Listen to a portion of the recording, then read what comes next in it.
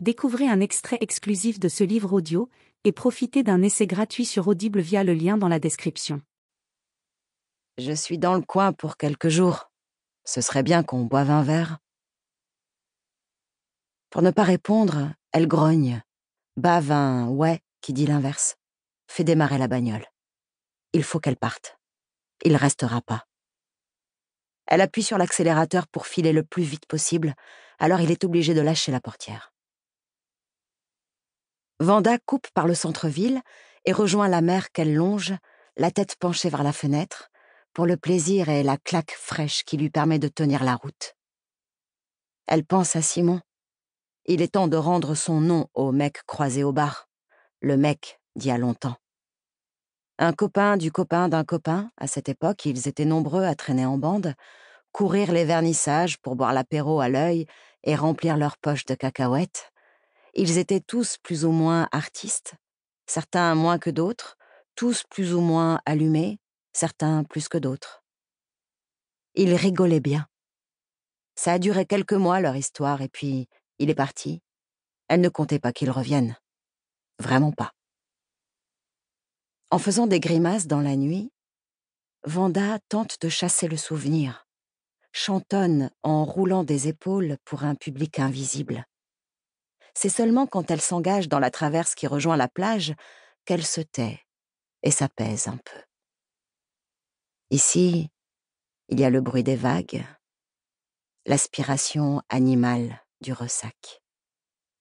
Elle ne ferme pas la voiture, personne n'en voudrait. Elle la gare toujours au même endroit, tout contre le parapet qui surplombe la plage. Les voisins ne disent rien, ceux des villas. Ça fait longtemps qu'elle vit ici, même si elle n'a pas vraiment le droit. Du sable est collé sous la calandre et dans les sillons des pneus presque lisses. À l'intérieur aussi, il y a du sable partout, sous ses fesses et au sol, un bordel monstre à l'arrière, les sièges rabattus.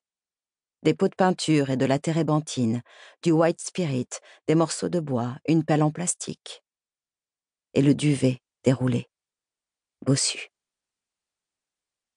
Au bruit que fait le haillon en s'ouvrant, ça s'agite dans le duvet. L'enfant se réveille, mais pas complètement. Juste ce qu'il faut pour s'extirper du duvet et s'agripper à sa mère, qui l'attrape contre sa hanche, le portant à moitié. Malgré ses 6 ans, il ne pèse pas grand-chose. Dans son état, la descente des marches jusqu'au cabanon est acrobatique, mais elle a l'habitude. C'est souvent qu'elle l'embarque et rentre avec lui dans la nuit. En revanche, dans le sable, c'est plus dur. Elle manque de s'effondrer et son pied tape dans une canette de bière oubliée. Ça la fait ricaner mollement. Elle ne se sent plus si saoule pourtant. La route, le vent et l'odeur de la mer à présent, son mouvement et le corps de l'enfant, sa tête qui roule contre elle.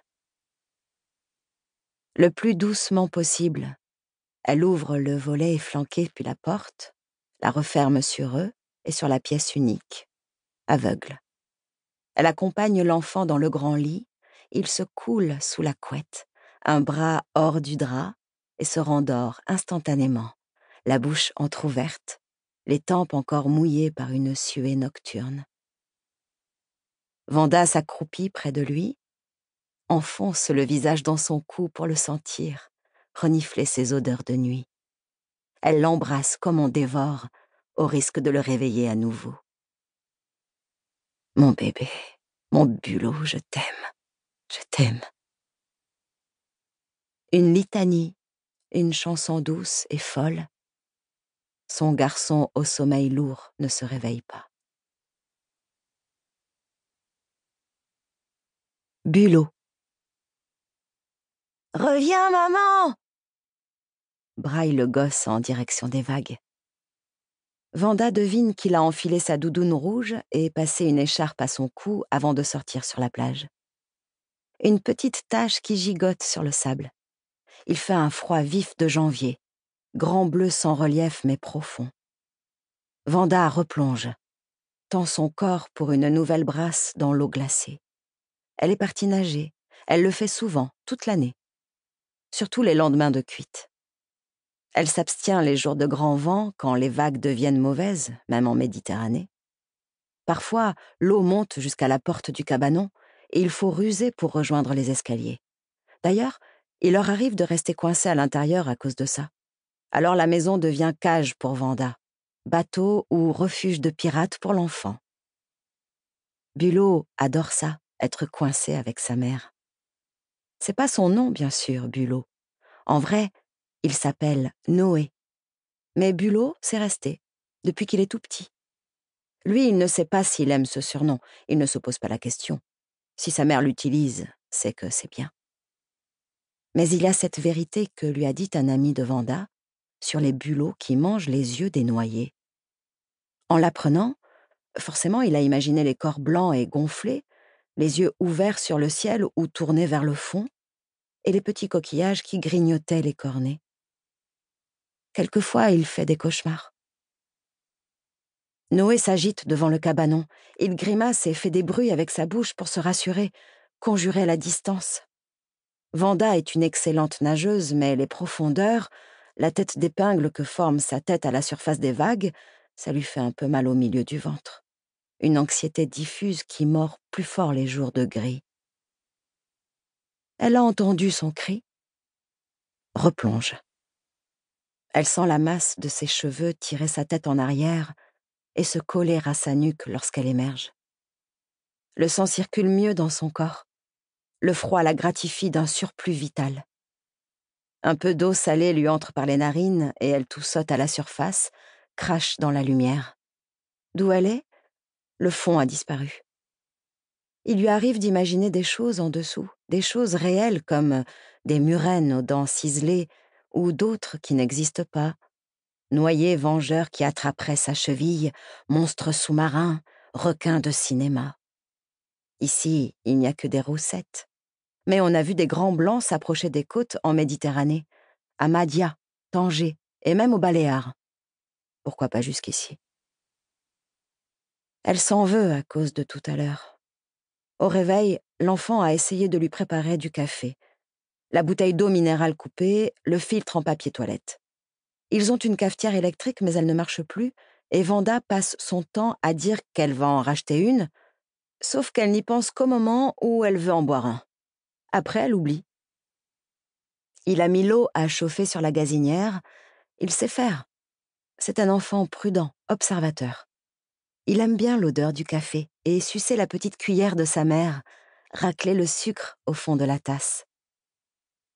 Quand elle se lève avant lui, ou qu'elle rentre avant qu'il se réveille, l'odeur du café est une caresse.